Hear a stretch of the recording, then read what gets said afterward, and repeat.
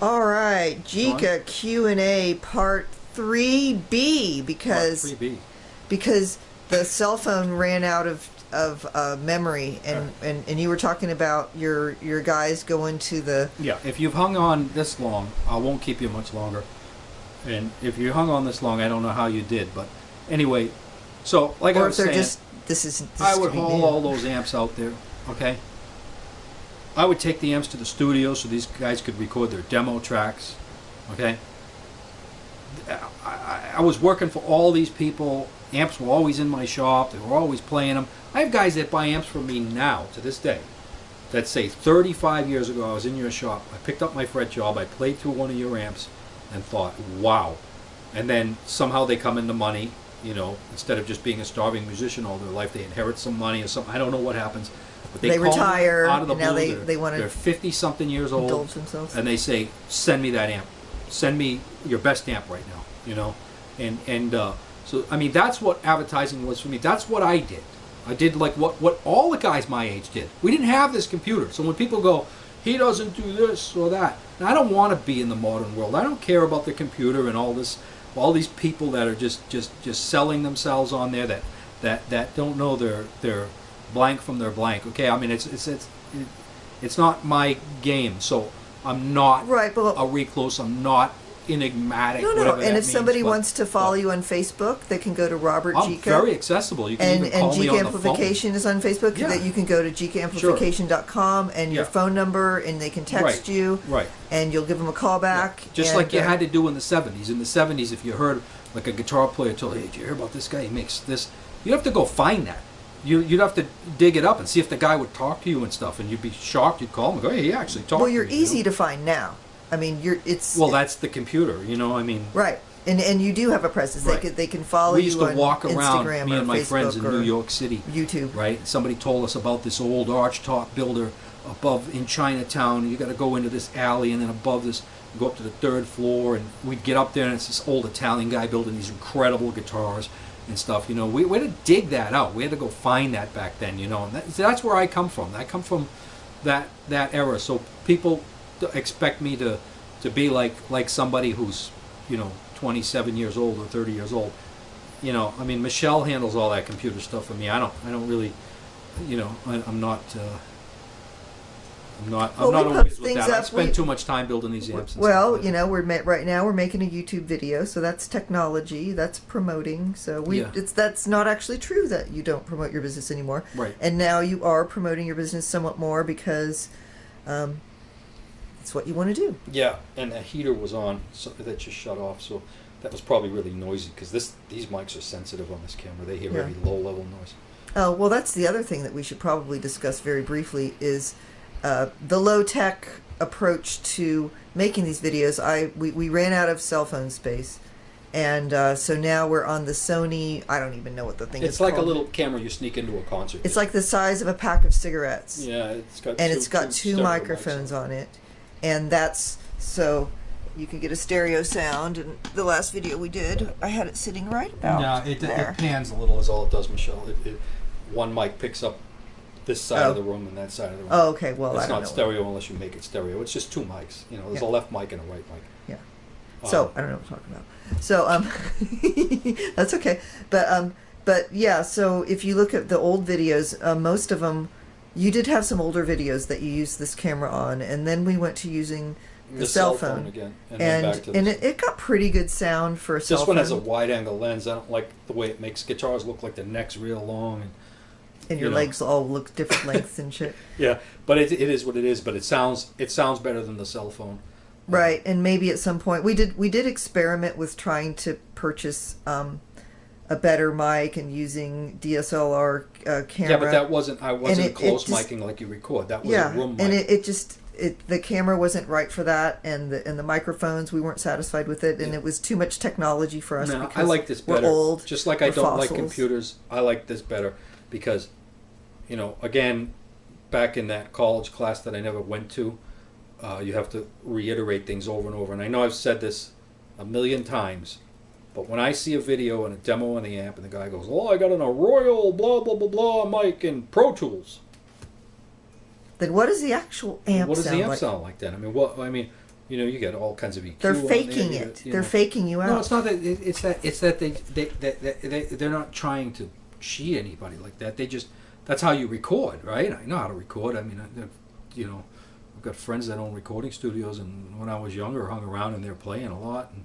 stuff like that. And you know, I know what that's all about, but that doesn't do me any good in an amp demo. When I see that go on, and it usually sounds really bad too, and I'm like, oh my god, that amp is so harsh. And that's after you tried to fix it too, you know. And so when I see a demo and I see close miking and the Pro Tools and the whole thing, I don't care anymore, because I don't know what the amp really sounds like, you know. This is so real. This is a cell phone and this little thing here, right?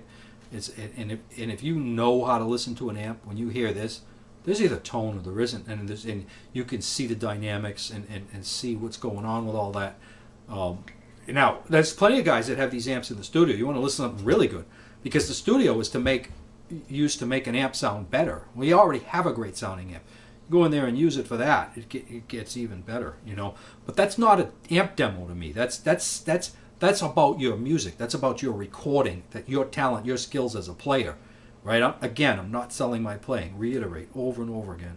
I'm playing real simple on here, so you can see just the dynamics of the amp and stuff. And you know, I would say it's always better to if you make the amp sound not as good as it is, then when they get it, they're going to be extra happy. Well, that's what people say.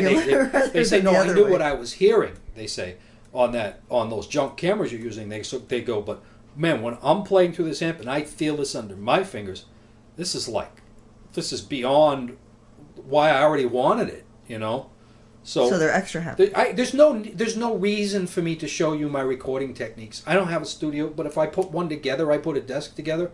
Why? Why do I want to show you my skills of recording this amp? I want to show you what the amp sounds like, not my skills of putting it into a song. That would be, if I was selling my music, yeah, that would be what that would be all about. You know, if it, you know, all the different guitar tracks and how each one sounds different and all the different sounds, why that song becomes what it is. And you know what I'm saying, right? Mm-hmm. As a musician, and that's not what I'm selling. I'm selling guitar amps. I want you to hear what that guitar amp sounds like, and this really doesn't show what it sounds like. When you hear how good it sounds just on this, that you know, and so when somebody goes, yeah, I wish he would use more expensive equipment. Well, keep wishing, because I'm not going to do it. I'll do that for my music, and if I ever want you to hear my song, then you'll hear that, you know. But if you want to hear somebody else do that, there's all kinds of stuff online. You go online, there's all kinds of stuff. Eric puts his videos up. He's he just uses a camera like us, but I'm talking about he does. I'm talking about stuff like Fabio just did the epilogue for Lisa. That was really good. Yeah, and how about right here? Look at this. What is this? Oh, that's an album that was made. Yeah, this is an album where every guitar note on this album. There it is in the corner. It's played through this Gjika 10N. Clean, too. I mean, the other thing I'd like to talk about is the clean sound of these amps is phenomenal. That's why there's only 2 knobs on them. You know, I don't ever want to ruin the clean sound in an amp. That's why the Gain Master does what it does and leaves the amp alone. The amps have just the most beautiful, warm, chimey, clean sound. It's just amazing. And you know, so if you want to hear some really good clean sounds and some ripping distortion, but this album he played more clean because he got the 10N from me, and I think he was so impressed that he'd never heard a clean sound like this, right? That I'm not going to speak for Tony, but I sort of have this feeling that it influenced his guitar work on this record, where he stayed really clean compared to his record before this on a lot of stuff, because of how well that amp blew him away just on the clean sound, you know. And this is a guy that has every amp. Yeah, this guy can have. This guy plays for Godsmack. This is the guitarist for Godsmack. This is a giant band, you know, 20 million records they sold. Yeah, he said he's tried every boutique. Right. This is a project he did with the drummer. The Godsmack drummer. The Godsmack drummer. Shannon Larkin. Shannon, really nice guy. We met Shannon a little while ago. He's a cool guy. And Tony Rombola, obviously. What's his name again? My memory is so bad. Rafer, John Rafer. Serbone. John Serbone. Italian guy. Lives and down then in Florida. The bassist is and he's the singer, and he's like Silver haired. 68, 70 years old, just ripping out this rock stuff.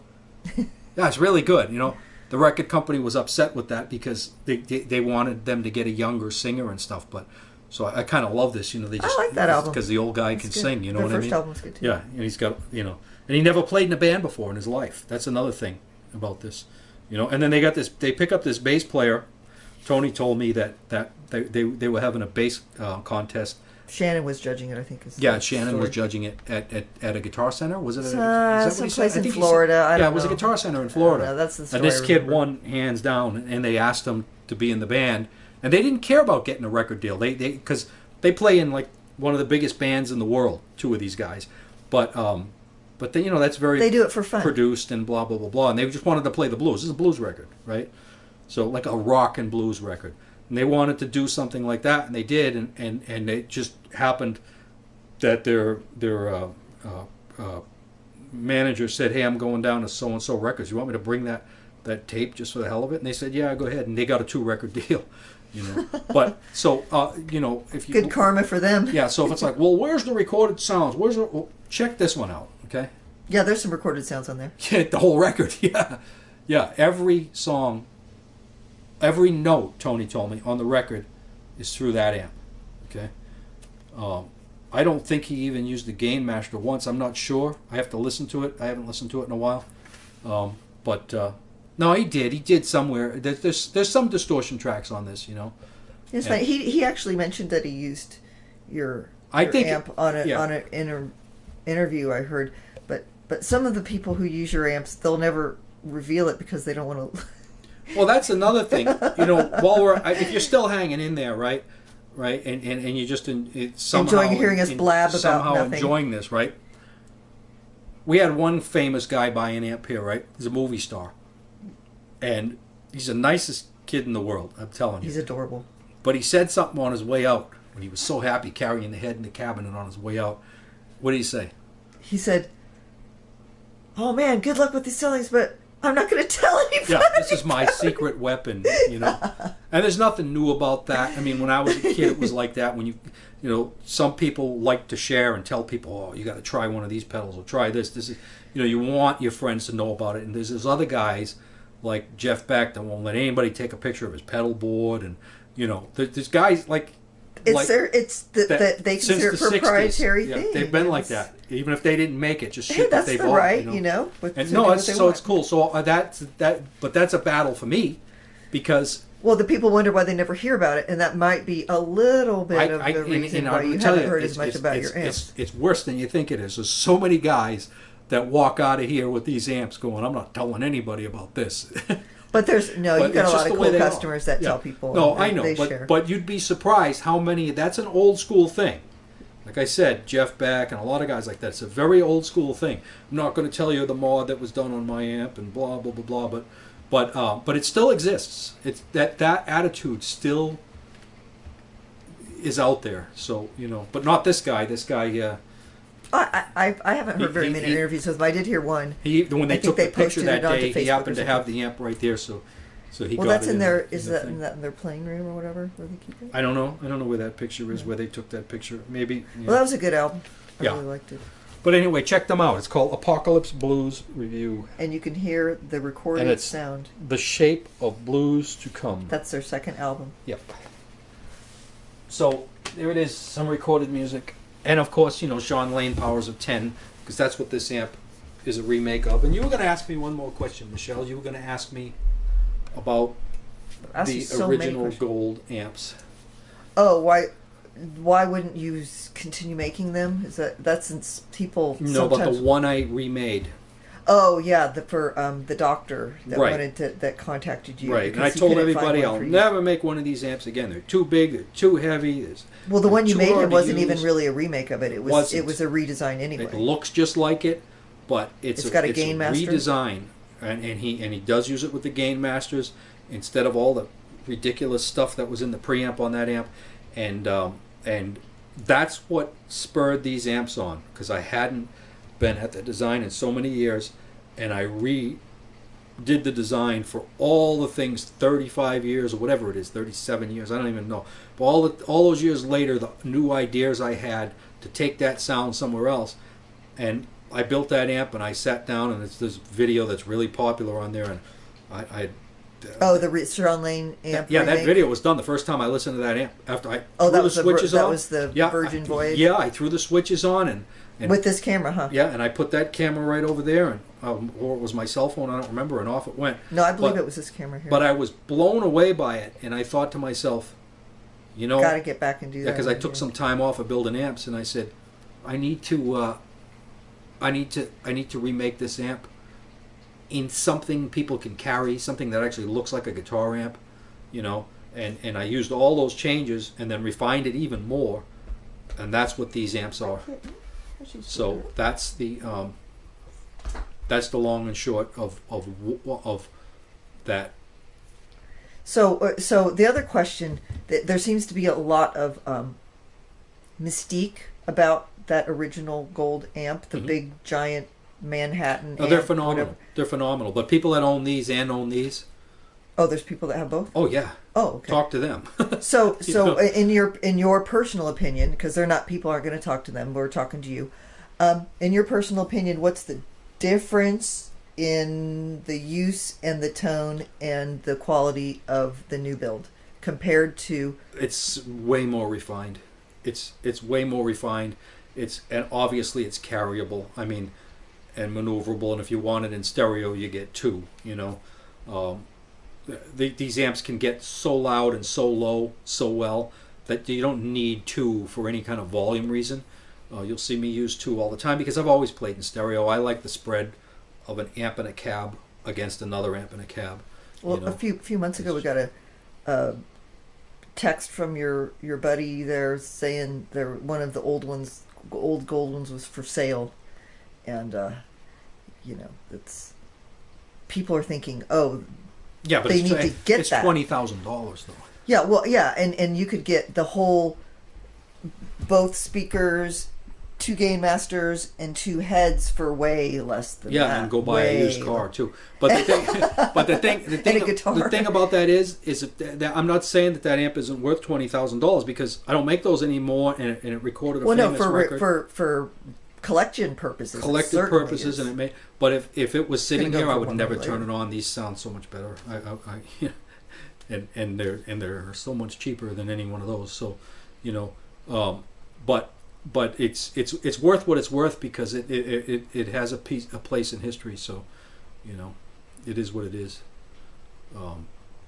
The world's heaviest guitar amp. That too. It is definitely that too. How much But do the they one weigh? I made for the doctor up there in Daniel. yeah, now he doesn't live there. He lives now in Utah somewhere. But that is not The same one. the same one. That He's got it. He's got the one. He's got the best one, right? Because you yeah, he's redesigned got the it. best one of those original ones because it's not not an the original, original one. one. It's a remake that I made with It's a with a one-off, lot of the really. things that are in here. You know, but this one sounds better because it's got my new preamp instead of that ridiculous to use preamp. But I think he pretty much leaves all those switches off and uses the gain master because he bought 2 of them. He bought the push pull model too. You know. He bought the whole stereo rig. Yeah. I wasn't working. I had just come off a couple of bad shoulder surgeries, and he's a successful guy that has made some money in life, and he was really into that whole Sean Lane thing, and He's already got 2 train wrecks. yeah, and why pay $20,000 for one that wasn't built just for him? And And that you might could have find my been number online. somebody might have messed and he with it, called too. me, and I said, "No, man, those are way too expensive." And he goes, "Just give me a price, you know." And I did, and we've become good friends now too. And he said, "Go ahead and do it." And I said, "Oh man, I thought he was going to say no, don't bother at that price." So I had to go find all those parts, and then I sat down chassis? and thought about it and said, you know, let me make the changes I've always wanted to make on that amp that I never got a chance to make, and I did. And like I said, when I sat down and listened to it, I went, wow, you know, this is like light years beyond the original. So that was the inspiration for this amp. That was the inspiration for this amp, and it took me a year to figure out how to fit it, just the mono version of it. I remember when you were starting to build it and you were afraid you were going to have to put it into a bigger box. I was and you making didn't all wanna these do brackets that, to fit and then one it of the wouldn't fit on the transformers, head or the and I didn't want cabinet. it in a 100-watt style head. It's too big. Who buys that? Who wants that in this day and age? I don't even want to look at a head that big, you know. So it finally dawned on me how to fit it all in there with some creative layout, and I did, and that's where this amp comes from, you know. So I didn't consciously sit down. There was, in other words, there was a missing link before this amp, between the original amp and this amp. Okay, and it was That was the amps Daniel's. for Daniel Libke. You know, the single-ended Sean Lane amp for Daniel Libke was the amp that made me say, "Whoa," you know, because I never, Dr. Libke. because I never thought I could fit it in there, so I never thought to go back there. And I was building my push-pull amps because no one wanted a big amp. Okay? And then you built tweed amps, and now And people then- want you to build those Then again. I and built you that a for him, combo and amp. it sounded so good. And I said to myself, I gotta find a way to go back to building that single-ended Class A design and fit it in something that looks the size of a 50-watt or a JTM 45 size head. And I finally did, you know. And if anybody There it ever is. carried the old amps, they would be very appreciative of how light this is. But this video is getting very long. I know, and I have something else I will ask you about, and you can do it in Really? another video. Well, how quick is it? Is It it won't quick? be quick Why? because it's We'll give them a preview, and if it's Joe's quick, I'll drummer answer it. story. The Joe Strummer story? Yeah. You want to hear? Really want to hear the Joe Strummer? Yeah, but it has to be a separate video. Okay. We'll do it separate. All right. I love that The story. great and one and only Joe Strummer. We'll get to that. Some other time. Yes. Say goodbye. Peace out.